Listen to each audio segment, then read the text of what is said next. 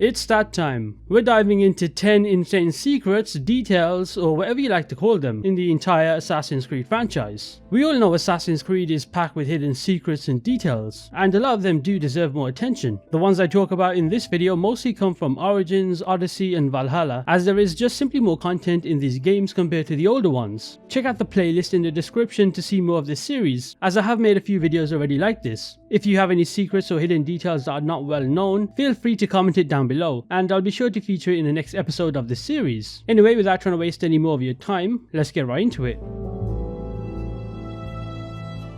This first detail, or rather hidden secret, comes in Assassin's Creed Valhalla. You know, one thing I will say after playing Valhalla quite recently again is there is a lot of just obscure and hidden details in this game, which is something that's a positive. Anyway, this one comes in a side quest actually. So at this location on the map in Leicestershire, or however you pronounce this city, there's a mystery that's more than it seems. Upon arriving near this location, you'll hear a woman screaming for help and crying out that she's been trapped in a tower and is a prisoner. At first, your initial thought may be that this is oddly familiar to Rapunzel. You know, a woman that's locked in a tower and unable to escape. Similar type beat here. Anyway, when you arrive here, you'll see an enemy guarding the door, and instantly you'll assume that he's the bad guy and we need to kill him to rescue the woman. Well, you see, after you beat him up and he pleads for his life, the woman does not actually thank you, but instead you realize that it was some sort of role-playing scenario king, where the knight in shining armor rescues the princess and she was not actually imprisoned. So after, she tells you to be a new guardian and watch over her. The game lets you position yourself in the marked spot. The woman will start to scream again, which will attract an actual enemy to challenge you. After you take out that person, Eivor thinks that this is weird and walks away, which at this point will just end the side quest and we can all just move on. But there's more to this strange encounter with the woman in the castle than meets the eye. If you return to this location a few days later, you'll find the guard you spared kneeling in tears beside the woman's body on the floor. The castle door will be open, and there will be another dead body lying next to hers. Inside the room, you'll discover a note. It reveals that she's devastated by her personal guard's abandonment. But the note abruptly ends, as if something interrupted her. There are a few theories about what happened. The most plausible one is that the dead body next to the woman belongs to the man who attacked and killed her. The grieving guard likely defeated him in a desperate attempt to save her.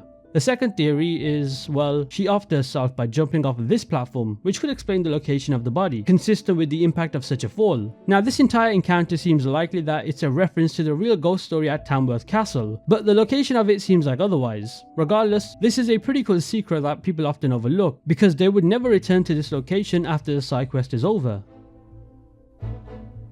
Let's take a trip to Assassin's Creed Origins. So if you travel to this specific cave on the map near Alexandria, which first of all let me tell you has a pretty stunning view overlooking the cave. Just walk through the crack in the wall to get into the cave. You'll see a chest that you can loot and also a note. Now the note is titled An Offering to Sekhmet, and it reads, "Sekhmet, watch over me. Today I embark on the journey I've long dreamed of, to live among the most magnificent of beasts. I will join the pride of lion on top of the western hill. May my newfound family always be protected." Now this note is clearly the work of a crazy man who wants to live alongside lions, and the good thing about this note is that it points to a hill that's west from this cave. Now after you read this note, you'll want to leave the cave and head west until you reach a hill that contains a bunch of lions just relaxing. After you deal with the lions and take them out, you can see what appears to be the body of the man that wrote the note in the cave, and you guessed it, he got absolutely destroyed by lions, which makes the most sense. There's also a note near his body which is kind of sad, as it's from his son or his daughter, and this person says it's hallucinations that are making him go crazy, and going to the lions will go horribly wrong, which it indeed did. So yeah, this is a nice little secret that almost everybody overlooks because, let's be honest, most people don't actually realize the notes mean something important, which in this case it indeed did.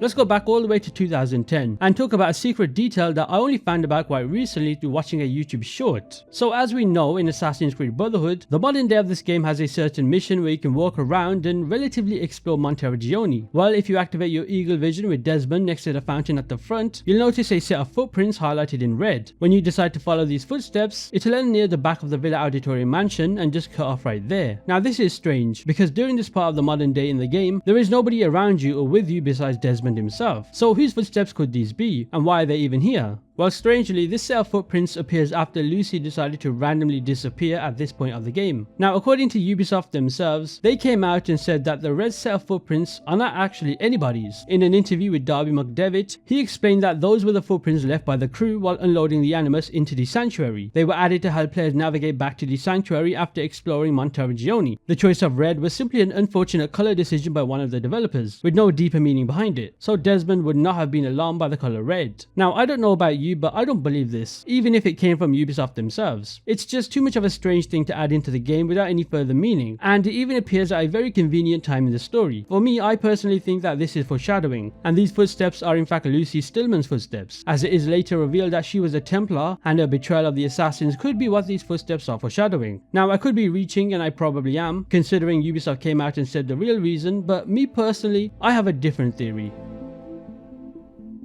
This specific secret is rather creepy and disturbing, and once again it's part of a side quest in Assassin's Creed Valhalla. So you'll find this world event at a small lake in the southwestern corner of Gloucestershire, or however you pronounce that one, nestled in the southern part of the forest of Denu. When you arrive here, you'll spot a kind of small and creepy looking house on the lake shore, and a woman strolling around singing. She's definitely creepy, as she's dressed in all white, and it's just a very eerie atmosphere, especially the rhythm she's singing.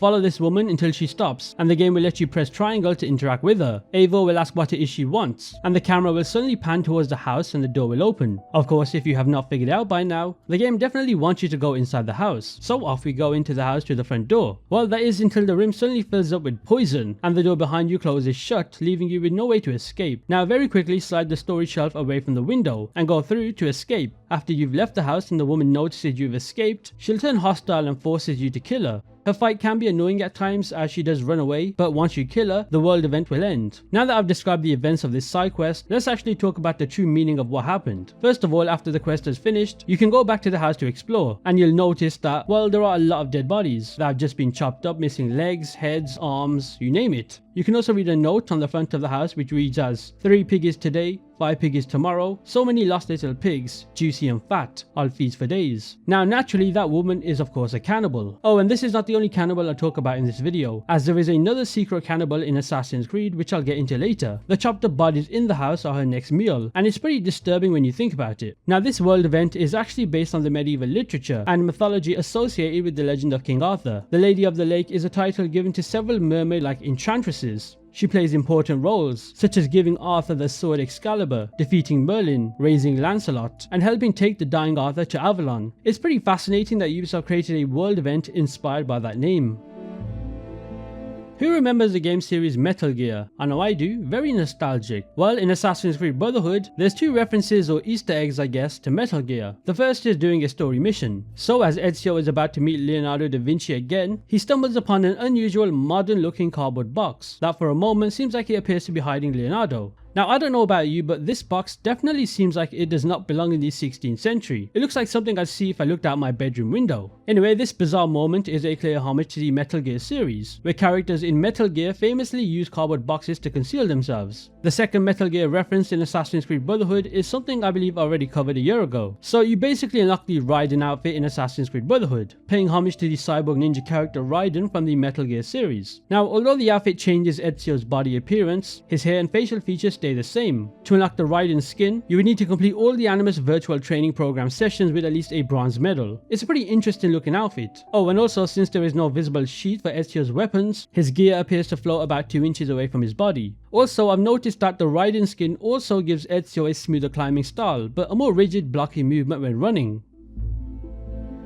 We all know the modern day in Assassin's Creed Origins is not exactly the strongest of modern days in the series. But what's interesting is that we can quite evidently see that the modern day in this game takes place in a cave that's located in the Egyptian desert. Now, I was actually kind of surprised to find out that a lot of people don't know that this cave can actually be explored by Bayek himself in the actual game. And you can get a pretty nice glimpse of what this cave and its surroundings will look like 2,000 plus years into the future. So you can find this cave located near Siwa, in the Cataract Depression. The moment you arrive with Bayek, you'll be greeted by a few hyenas which you'll need to take out. And once you take them out, feel free to explore this unique cave. I love how you can see the future location of where the research station that Layla sets up will be. I don't know if it's just me, but little details like this are actually just so cool to me. I also like how when you play with Layla and try to venture out into the actual desert, the camera shifts to some far back view, and she says, I shouldn't get too far from the cave. There are other notable phrases she says such as, I've already been here as Bayek, which is pretty self-explanatory. Oh, and the main one. So when you return here as Bayek, he'll reflect on his journey with Aya. You can hear him say this. This is where Aya and I used to hide when we first fell in love. Our love began here. Perhaps it should end here.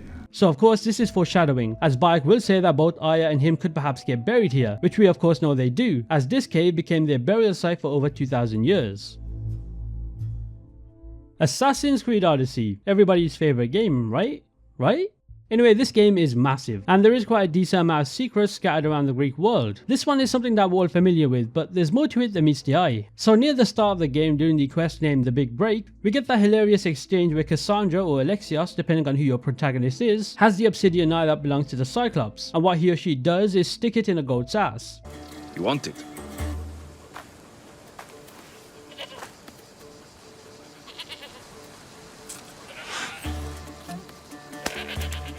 Go get it.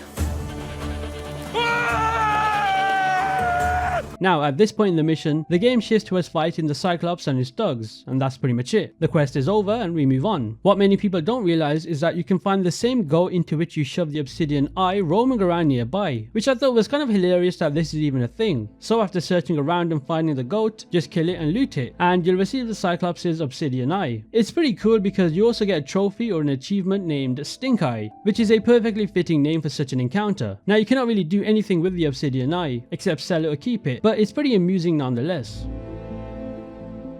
In the world of Assassin's Creed Valhalla, there are numerous locations that connect the game to the broader Assassin's Creed universe, and one of the most interesting of these is Vinland. This region, located on the northeastern coast of North America, might seem like an unexpected inclusion in a game primarily set in England and Norway, but it holds a fascinating link to Assassin's Creed 3 that not many people often realize. Vinland in the game is introduced as a mysterious and distant land that we must travel to in pursuit of a member of the Order of Ancients. But what we can discover here goes beyond just a simple assassination mission. So upon arriving in Vinland, we encounter the Kanyan-Kahaka tribe, a group of Native Americans who play an important role in protecting a piece of Eden. This connection between Assassin's Creed Valhalla and Assassin's Creed 3 becomes clear as you can start to recognize that the Kanyan-Kahaka tribe is the same tribe that Connor is from. So in Assassin's Creed 3, before Connor becomes an assassin, we know that his tribe has been safeguarding both the piece of Eden, which is a crystal ball, remember I just said that, and also they were safeguarding an ezio temple hidden within the region. The piece of Eden, which is a crystal ball that Eivor retrieves in Vinland, is the same one that Connor's tribe would eventually protect for generations, tying both the games together. But there's more connections between both games than just a crystal ball, because you can also see and go to the same vault in Assassin's Creed Valhalla that Desmond Miles and his team goes to in the modern day of Assassin's Creed 3. It is unfortunate that you cannot access what's behind the door, and it does seem like the crystal ball does not fit here. There are small gaps and holes in the walls nearby, but I don't think they mean anything. So yeah, it's a mystery that I would love to know more about.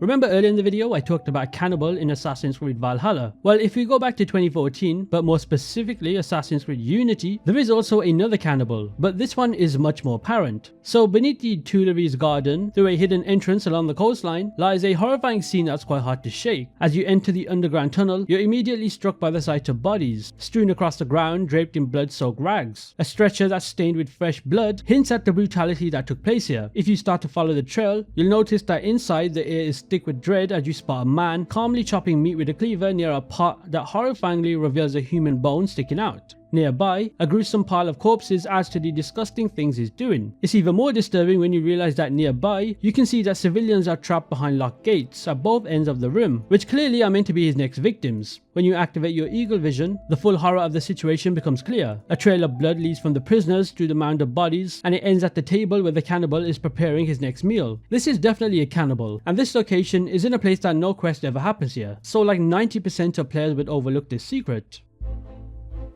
Here's a bonus funny secret because why not? Staying on the topic of Assassin's Creed Unity, if you go to your assassin headquarters beneath St. Chapel, you can stumble upon a man that's named Hervé Kumar, comfortably settled by the fireplace with a book in his hand. If you just hang around him for a bit, you'll notice that he casually decides to just fart, barely missing a beat as he keeps reading. I waited for about 5 minutes and he didn't really do it, so here's a random clip from YouTube.